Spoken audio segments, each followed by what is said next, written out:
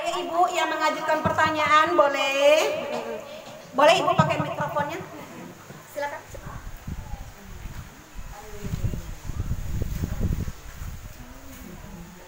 Assalamualaikum Ibu. Waalaikumsalam. Yang mau bertanya Ibu tentang berbagi tadi itu, apakah kita berbagi kepada orang yang miskin aja atau misalnya tetangga kita orangnya semuanya berada lah. Jadi apakah kita mencari yang miskin dulu? Itu aja Ibu. Terima kasih. Masya Allah, pertanyaan Ibu yang luar biasa. Apakah kita itu berbagi kepada tetangga yang miskin saja? Apalagi tetangga kita berada, apakah kita tidak boleh berbagi dengan tetangga? Apa kata Rasulullah? Kalau engkau ingin berbagi dengan tetanggamu, maka antarkanlah, bagilah kepada pintu yang terdekat dari pintu rumahmu. Tidak pandang dulu ya Bu ya, itu tetangga miskin atau kaya, Ibu berikan ke pintu yang terdekat dari pintu rumah Ibu. Bu, bukan tidak boleh ya Bu ya, boleh kita bersedekah atau berbagi kepada orang yang kaya. Mungkin saja orang tetangga kita yang kaya itu hatinya kurang terbuka untuk berbagi. Sedangkan kita misalnya hidup kita rendah daripada dia, kita bagi dia Bu. Dengan sendirinya hatinya akan terketuk, ya Allah, dia aja hidupnya seperti ini, dia ngasih saya loh. Ibu mengetuk hati para dermawan, hati orang kaya. Jadi bukan hanya kepada orang miskin saja ya Bu ya, yang jelas kepada pintu yang terdekat dari pintu rumah kita, itu kita bagi dengan tetangga. Silakan Ibu yang mengajukan pertanyaan seputar tentang tetangga. Ayo Ibu, Ibu ini mikrofon, Evil, nih. Ayo ke depan sedikit Ibu.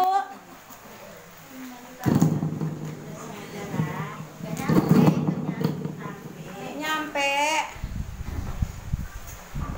Saya mau tanya Bu. Iya. Saya punya tetangga depan samping orang Nasrani. Iya. Apakah pahalanya itu sama kalau kita memberi sama orang Muslim sama Nasrani? Masya Allah. Oke.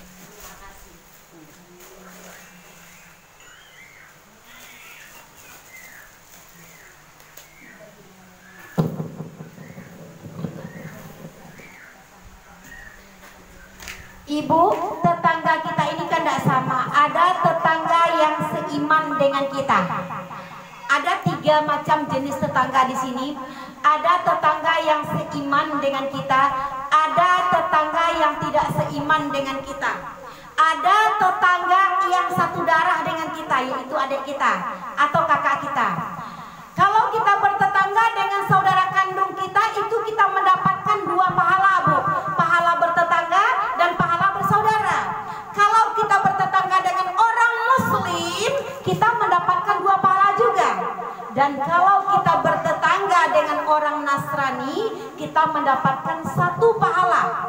Ibu kalau berbagi dengan tetangga orang non-Islam, Ibu tetap mendapatkan pahala. Jangankan kepada orang non-Islam, Ibu bersedekah kepada anjing saja, Ibu kasih roti datang ke rumah Ibu, Ibu dapat pahala loh Bu. Bagi dia.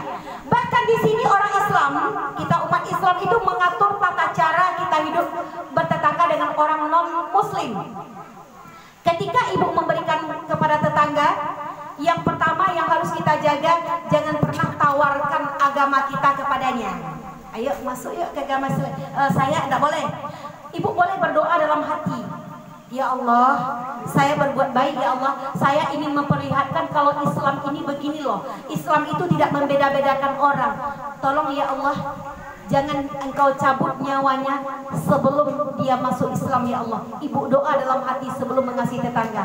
Ini tentang bertetangga, mungkin saya sedikit bersejarah kepada Ibu. Saya punya tetangga di tahun 2002 kalau tidak salah ya Bu ya. Itu di Kota Padang, tepatnya di Cengkeh. Saya punya tetangga seorang Nasrani yang berasal dari Mentawai. Itu semua orang mengatakan dia itu wanita malam, wanita yang tidak tanda kutip lah ya Bu ya. Itu nggak ada orang yang dekat kepadanya, nggak ada. Tapi saya selalu menegur dia. Saya tegur dia, Assalamualaikum Julmi. Namanya Julmi, cantik Bu. Orang Mentawai itu cici cantik loh. Lalu 1 minggu saya berteman dengan dia, kemudian saya bawa dia ke pasar Bandar Buat. Memang di hati saya berkata, ya Allah, dia cantik ya Allah. Jangan engkau ambil nyawanya sebelum dia masuk ke dalam agama Islam ya Allah. Akhirnya 1 minggu kami bertetangga, saya baca Quran pada malam harinya. Memang waktu itu saya baca Quran itu berniat untuk menyentuh hatinya. Saya baca waktu itu surat Ar-Rahman. A'udzu billahi minasyaitonir rajim. Bismillahirrahmanirrahim. Saya baca dengan irama agak menyentuh lah sedikit. Lalu besok paginya dia datang ke rumah. Assalamualaikum Kak. Waktu itu dia nggak tahu kalau saya ceramah juga, dia panggil saya kakak. Assalamualaikum Kak. Apakah Kak yang baca Quran tadi malam? Oh iya, kenapa? Senang hati Julmi Kak. Dan pada hari itu juga dia mengatakan Julmi pengen masuk Islam. Alhamdulillah senang hati saya Bu. Dan pada waktu itu dia tinggalkan wanita malamnya, dia masuk ke dalam Islam. Saya ajarkan dia mengaji, saya bina dia. Dan pada waktu itu kita ini belum banyak yang pakai jilbab dalam, belum lagi Bu. Sehingga dia waktu itu dia belilah jilbab yang dalam, dia beli kaos kaki, dia sudah sempurna menjadi orang Islam. Dan saya tukar namanya menjadi Aufadina, yang artinya sempurnakanlah agamanya. Jadi PR untuk ibu, kalau ibu punya tetangga orang non muslim, ibu baik-baik kepadanya. Semoga dia tertarik kepada ibu hendaknya. Amin. Silakan ibu yang mengajukan pertanyaan. Akhirabbil alamin. Tata cara kita minta maaf kepada tetangga pun diatur dalam Islam Bu. Kalau kita minta maaf nih, kita lihat nih di masjid, letaklah sekarang ini karena corona mungkin orang nggak mau tuh bersapa dengan salaman dengan kita. Kalau kita bersalam dengan tetangga itu benar-benar bersalam, jangan seperti kita memandang tetangga itu rabies. Kita salam sama tetangga, salam Bu. Ujung jari aja gitu, ujung jari gitu. Kita salam dengan tetangga, Assalamualaikum Ibu. Pandang orang, jangan kita Assalamualaikum Ibu. Nih tangan kita berjabat nih. Sambutlah tangan tetangga kita itu, teman kita itu dengan cara yang baik. Assalamualaikum Ibu. Kan enak kan? Jadi dalam hidup bertetangga ada beberapa hal yang harus kita perhatikan. Apabila tetanggamu sakit, tolong jenguk dia. Ini kalau sakit tetangga nih, ingatlah pahala orang yang melihat orang yang sakit. Tapi bukan sakit pilek ya Bu ya. Ini tetangga sakit pilek nih, Ibu datang besok. Pileknya rupanya tiap pagi pileknya Bu. Tiap pagi, sinusitis ya kan. Kalau kita melihat tetangga yang sakit, itu amalannya seperti orang berjalan di taman surga, kemudian dia mendapatkan tempat duduk, dia bernaung di sana, dan ribuan malaikat mendoakan kebaikan untuk orang yang melihat orang yang sakit. Tapi ingat, kalau ibu melihat orang yang sakit, tolong jaga lisan. Seperti yang saya katakan tadi, wahafizul lisan. Ini udah jelas tetangga sakit komplikasi, dirawat di rumah sakit Permata Hati. Ibu pergi berbondong-bondong ke sana. Assalamualaikum, sakit apa Bu? Sakit gula juga, darah tinggi juga. Komplikasi ya. Iya, seperti tetangga si Anu tuh 2 hari rumah sakit Permata Hati langsung mati.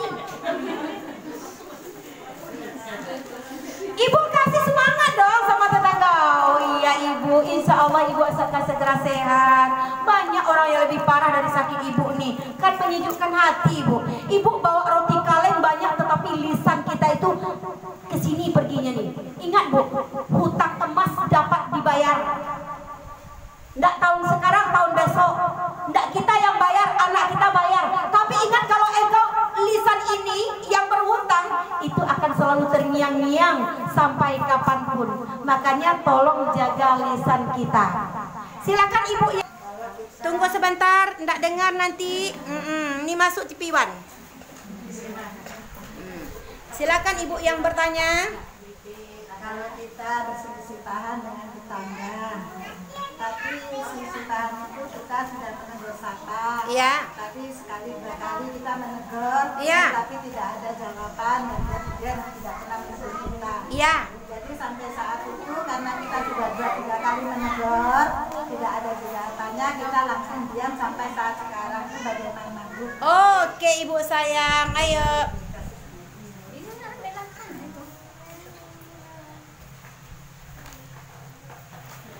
Ibu ini bertanya, apabila kita tidak tegur sapa dengan tetangga, sudah sekali ditegur dia diam. Sebelum saya menjawab, tetangganya ada datang sekarang enggak? Enggak tahu. Coba tengok belakang. Oh, enggak ada. Nanti kita samperin ke rumahnya ya. Apabila kita punya masalah dengan tetangga, tidak tegur sapa dengan tetangga, yang pertama engkau ucapkan salam kepadanya. Siapakah orang yang paling baik di antara engkau? Orang yang paling dahulu ulu salamnya, orang yang paling dahulu menegur. Bu sapa, assalamualaikum. Ibu tegur 1 kali nih, dia diam juga kan? Dah. Kampungnya di mana tuh? Kampung orang tetangga ibu tuh? Jauh ya. Jangan bu bilang orang Sumbar nak.